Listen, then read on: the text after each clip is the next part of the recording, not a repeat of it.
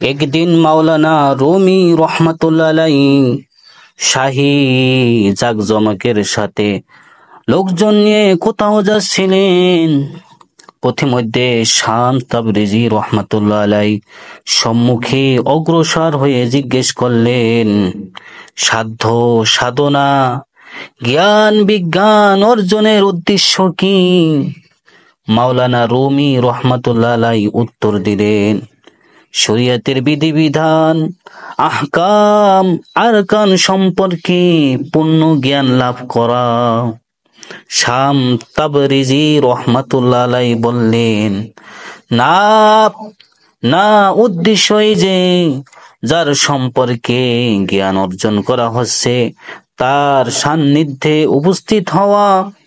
অতঃপর হাকিম সানাইর এই বায়াত আবৃত্তি করলেন, ইলমে কিস্তু রাসিনা বাস্তানা জাহালা যা ইলমে বেহবুয়াদ বিসিয়ার। যে ইলম তোমাকে তোমা হতে বক্ষে নিয়ে তার ক্রোধে ধারণ না করে, সে ইলম হতে অজ্ঞতা শতগুণে ভালো। এই বায়াতটি শোনা মাত্র মাওলানার জীবনের মোড় পড়ে গেল। মাওলানা শামস তাবরিজি রহমাতুল্লাহ আলাইহি কর্তৃক সর্বপ্রথম যে অলৌকিক ঘটনার সম্মুখীন হন তা হলো নিম্নরূপ। মাওলানা রুমি রহমাতুল্লাহ আলাইহি শামস তাবরিজি রহমাতুল্লাহ আলাইহির খিদমতে উপস্থিত হননি, বরং স্বয়ং মাওলানা শামসেই মাওলানা রুমির খিদমতে হাজির হয়েছিলেন। মাওলানা সেও বাড়িতে অবস্থান করতেছিলেন। চারপাশে জ্ঞান অন্বেষী ছাত্রদের ভিড়, আশেপাশে রাশি রাশি কিতাব, বিরাট বিরাট স্তূপ আকারে রক্ষিত। হঠাৎ শামস তাবরিজি রহমাতুল্লাহ আলাইহি তথায় উপস্থিত হয়ে ছাত্রদের সাথে মিশে বসে গেলেন। কিছু সময় চুপ থাকার পর কিতাব রাশির দিকে ইশারা করে জিজ্ঞেস করলেন, এগুলো কি জিনিস?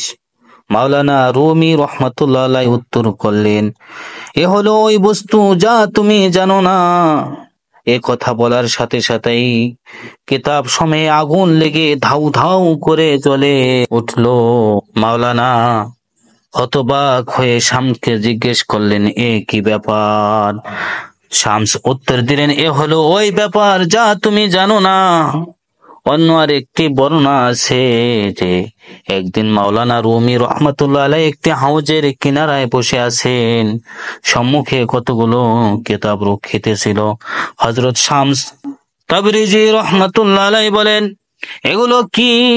মাওলানা উত্তরে বললেন, এ হলো ওই বিজ্ঞান ও দর্শনের কথোপকথন।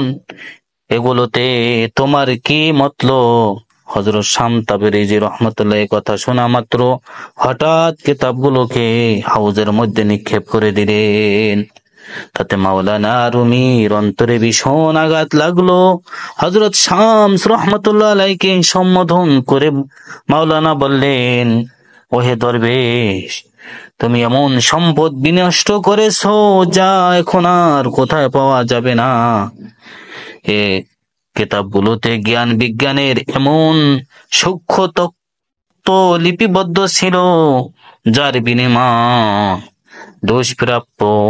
এ কথা শুনে হযরত শামস তাবরিজি রহমাতুল্লাহ আলাইহি হাউজের মধ্যে হাত ঢুকিয়ে সমস্ত কিতাব উঠিয়ে হাউজের কিনারায় রেখে দিলেন। সমস্ত কিতাব পূর্বের ন্যায় সম্পূর্ণ শুকনা ছিল, পানির লেশ মাত্র তাতে ছিল না।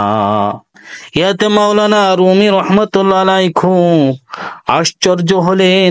মাওলানা শামস তাবরিজি রহমাতুল্লাহ আলাইহি বলেন, এ হলো বাস্তব জগতের অবস্থান, সমূহের বিষয়বস্তু।